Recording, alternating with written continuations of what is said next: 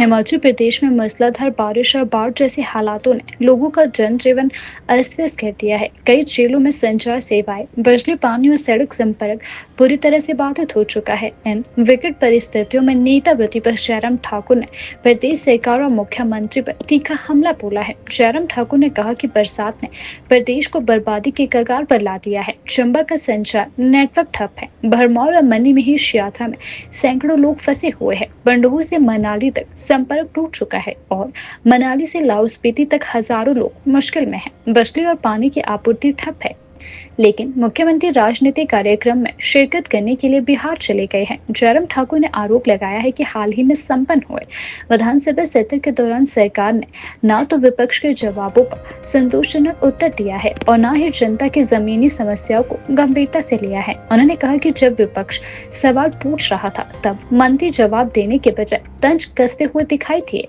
जयराम ठाकुर ने मुख्यमंत्री की गैर मौजूदगी पर तंज कसते हुए कहा कि यह समय प्रदेश के लोगों के साथ खड़े होने का था, लेकिन मुख्यमंत्री राहुल गांधी की यात्रा में शामिल होने बिहार चले गए। इससे साफ है कि उन्हें जनता की जिंदगी से कोई लेना देना नहीं है। विधानसभा का ये मानसून सत्र चल रहा है और आज के पश्चात मात्र 4 सीटिंग्स रहती हैं।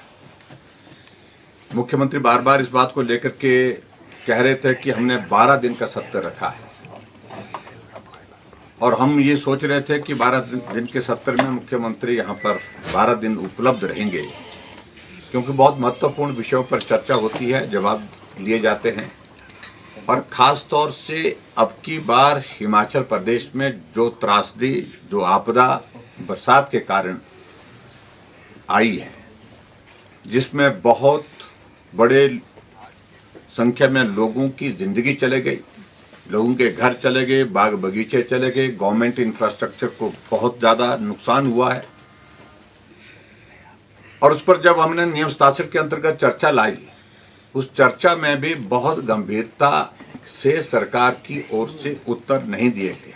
टोटल नेटवर्क कटा हुआ है, संपर्क करने में कठिनाई है। मणि महेश की यात्रा में लोग गए हैं और 10,000 लोग वहाँ रास्ते में फंसे हैं।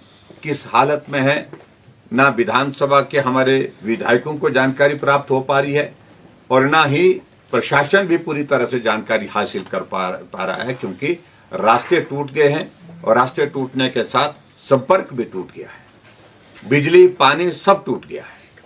तो ये स्थिति चंबा की होने के बावजूद भी अभी तक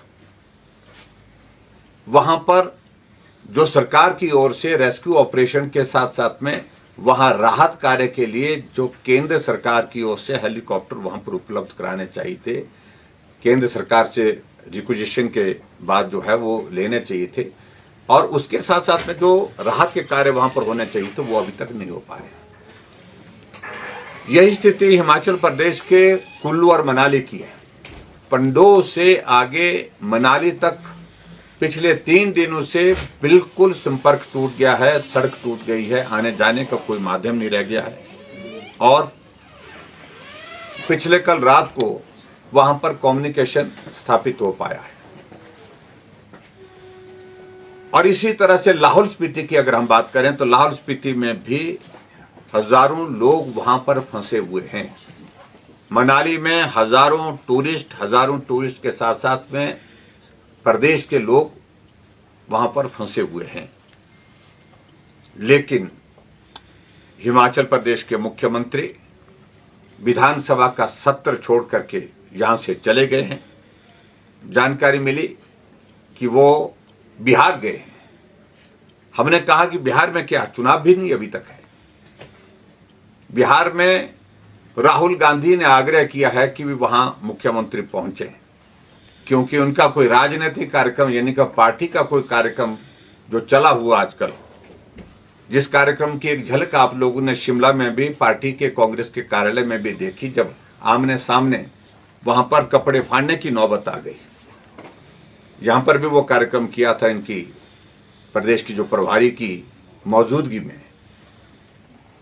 वो कार्यक्रम करने के लिए, राजनीतिक कार्यक्रम करने के लिए, उस रैली में भाग लेने के लिए बिहार गए। प्रदेश आपदा में घिरा हुआ है, प्रदेश में लोगों का जीवन संकट में हो गया है। प्रदेश में पूरे पूरे जिले पूरे संपर्क से टूट गए हैं, कट गए।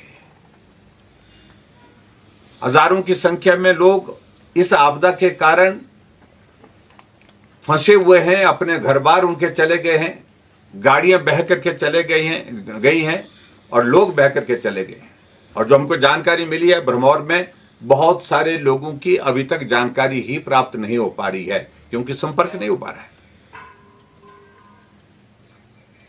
ऐसी सूरत में ये बहुत दुर्भाग्य है कि आपदा की घड़ी में जहां मुख्यमंत्री को सारा काम छोड़ करके प्रदेश के अंदर रहना चाहिए था और सत्र के दिनों में विधानसभा के सत्र में मौजूद रहना चाहिए था और सत्र के माध्यम से, विधानसभा के माध्यम से प्रदेश को अवगत कराना चाहिए था। प्रदेश की वर्तमान की, आज की जो लेटेस्ट जो स्थिति है इस आपदा के दौरान की, उससे अवगत कराना चाहिए था।